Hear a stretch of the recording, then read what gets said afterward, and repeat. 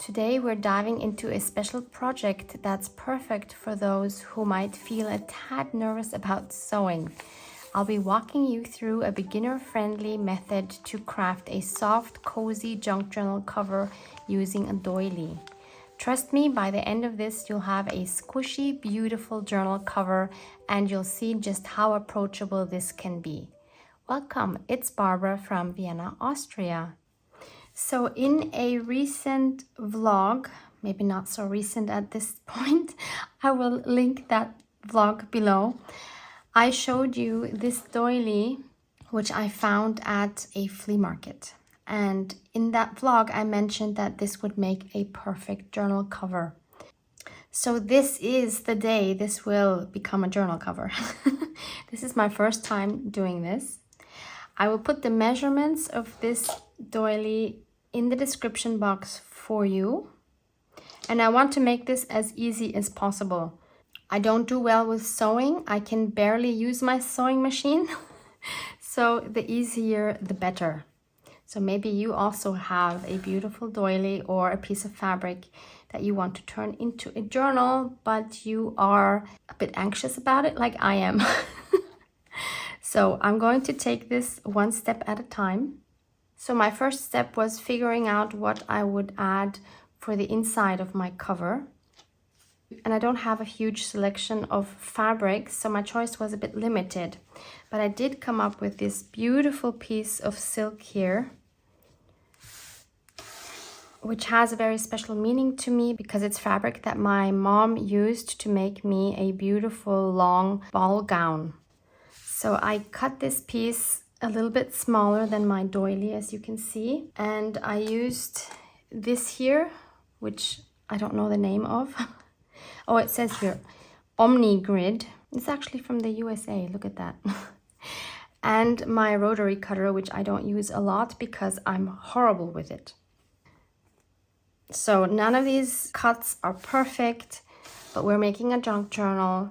This is why I don't sew like my mom did. My mom was a very good sewer, but I'm not good with measurements. I'm not good with perfect straight lines and all of that. So then I thought I do want it to be a little bit more sturdy because it did seem a bit flimsy. And of course, what I also don't like is that we can see the backside of the stitching through the cover. So my go-to is always using packaging paper. So I cut a rectangle out of that, which is going to go in between here, which is just a little bit smaller than my pink silk. So we have 3 layers now. We have a beautiful sound of the paper. And then I thought, wouldn't it be cool, since this is going to be a fabric cover, to have it a little more soft and squishy? And I found this material, which was used for packaging, which of course we as junk journalers, we keep. I don't know what this is called. Is it just called padding? I really don't know. If you know the name, maybe you could add it to the description box below for other viewers to see in case they are looking for something like this. So it's fairly thick, but it's very soft and fluffy. So I think this layer would best be as a layer here, right on top of my doily. Again, this was cut a little bit smaller, approximately the same size as this packaging paper. Then we have the packaging paper, and then we have my pink silk. So now this makes a beautifully squishy yet papery cover. And I've also learned that it's really good to think about the closure before you sew all your layers together. So while I was cutting out this piece of silk, I had to cut away a strip from the edge of the fabric, which is this here, which now of course makes the perfect ribbon for closure. So I need to sew this in between the layers. So I think I'm going to put it in between these layers here. And I will measure where the middle is exactly. I just want to show you. So that will go in here, and when I sew around this, then this will automatically be attached. I thought this is a bit plain, so what could I add to the inside? So I found this beautiful upholstery fabric. The flowers go so beautifully with this silk, but at the same time they are so different to the vibe of the cover. You know what I mean? I mean, they're both floral, but it is a different style. So I was thinking, why not use some of the parts that have a little bit less of the flowers? So maybe like this part here. Or this part here, although I do love these dark parts here in combination with this pink.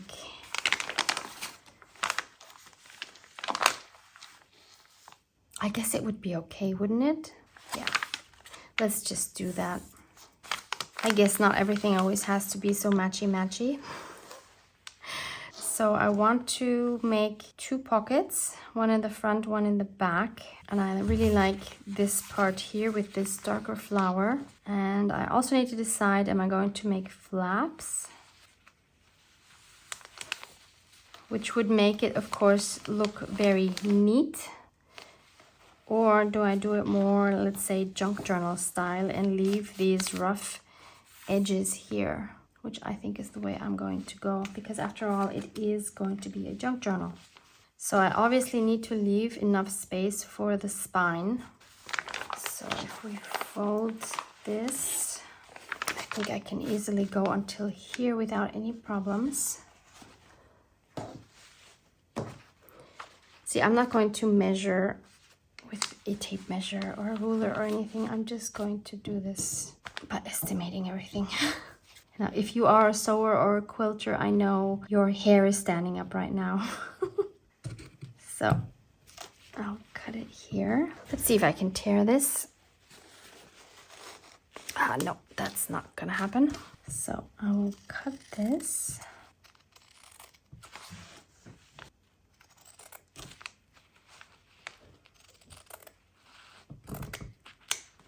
And I'll probably straighten that out a little bit, but I want another one now for the front side, or maybe this will be the front pocket, I'm not sure yet. I always feel bad when I want a piece right out of the middle of the fabric. It seems like such a waste. Because of course, now for example, I would love this piece right here, but at the same time I'm thinking, well, this piece here could become a journal cover on its own. But then again, I'm not likely to do that. So I'm just going to go with it and cut the piece out that I want.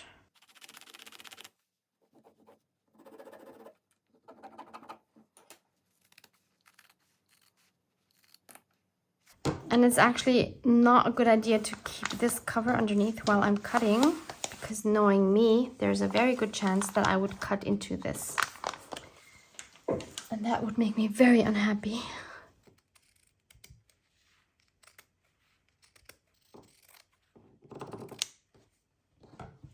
Okay, let's fray those edges a little bit.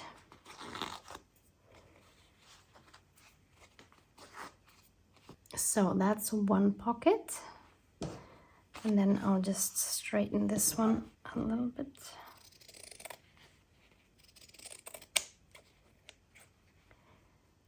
They're approximately the same size, good enough for me. So then the next step is to decide where exactly they need to go. So we need to leave space for the spine, and I'm not sure yet exactly how wide the spine is going to be. So I want to be sure to leave enough space. I do want to sort of line these up on the bottom here and make sure that this distance is approximately the same. And then I'm just going to take a glue stick and go along the edges where I'm going to sew, just to keep it in place while I'm sewing.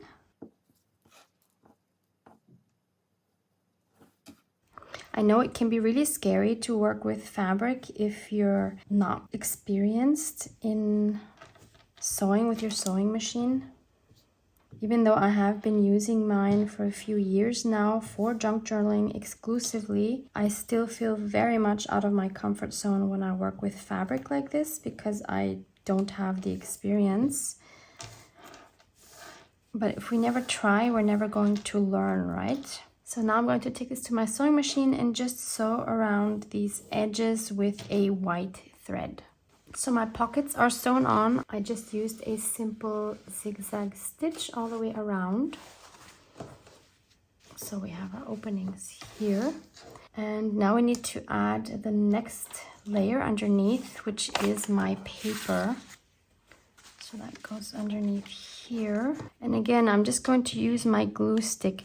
And what I've done in the past is I have always used my textile glue and a brush to adhere the layers onto each other, and I would always glue the whole surface. But this time I want to have more of the crunch of the paper, because when you glue it down flat, of course you lose some of this. I don't really see a reason why it shouldn't work to just sew the edges. I guess we'll find out by the end of the video. I can be your guinea pig. So again, I'm going to add my glue stick only to the edges.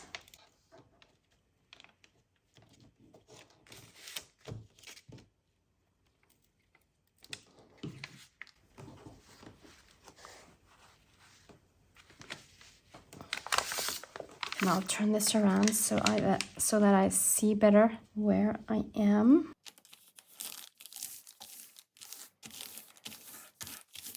And I'm not sewing this yet. I think I'll sew all the layers together at once. And then we have the ribbon. So I'm folding this in half to find my center. And I might end up trimming these down a little bit. Let's turn this around again.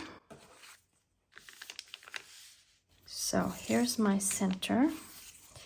And it would also be helpful to know where the center of my journal is.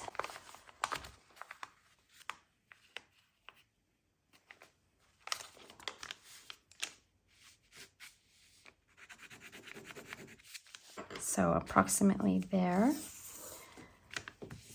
So that will go in there like this. Since I'm not gluing everything down, I do need to secure this a little bit better than just holding it with the glue stick. So let me grab a glue for that. So I'll use my textile glue. As always, PVA glue will do the job just as well. I have a wet brush here. So I'll just spread this and then I'll just add some glue to the center here.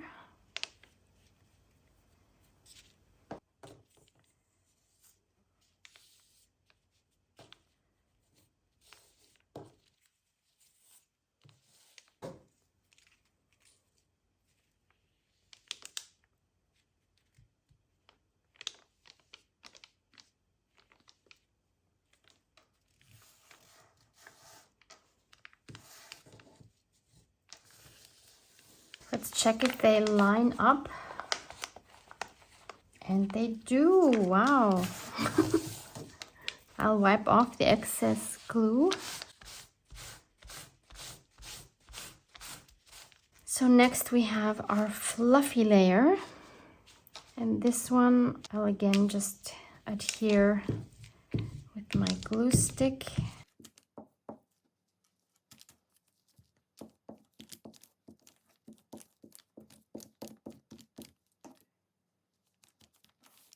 And finally we have the outside.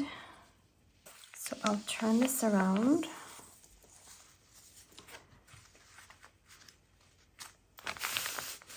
Make sure it's in the right place.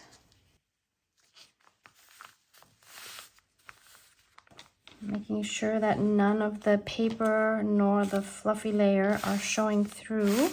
And then again, I'm just going to use my glue stick, which seems very strange.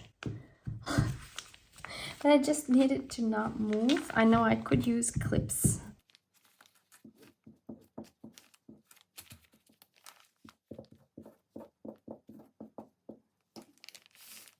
So now I'm ready to take this to my sewing machine and sew around this.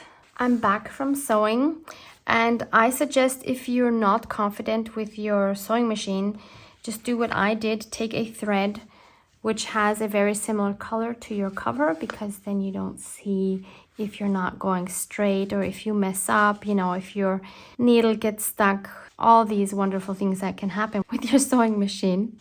So I just went around it once with a zigzag stitch, and you cannot hardly see it at all on the front. And on the inside, it's also very subtle. You see it here. And I did start on the bottom backside cover, just in case something goes wrong, that it wouldn't be so visible on the front. So that's another tip for you. Don't start right here on the top, because if you mess up, you will most likely see it here. So now I have this very fun mixture of a little bit of crunch, but also a little bit of squishiness.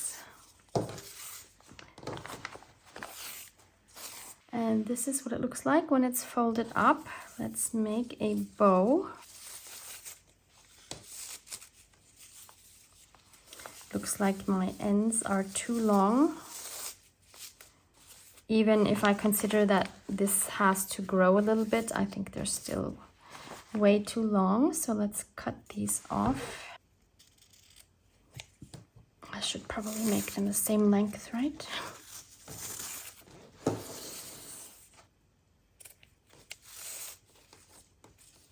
Still too long. The silk feels so nice. It's not this smooth silk, it's kind of like a rough silk. In German we say Wildseide, which literally means wild silk. I'm not sure what the correct term is in English. So let's put a book inside to see what it would look like if I actually have a signature inside.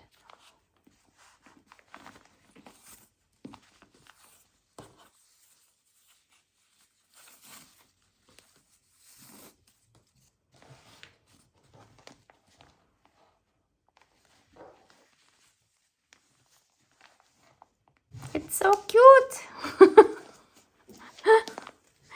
I really like it. So give it a try. Think your steps through before you actually sew anything. But if I can do this, you totally can too. So have fun. Love you guys. Mwah, mwah.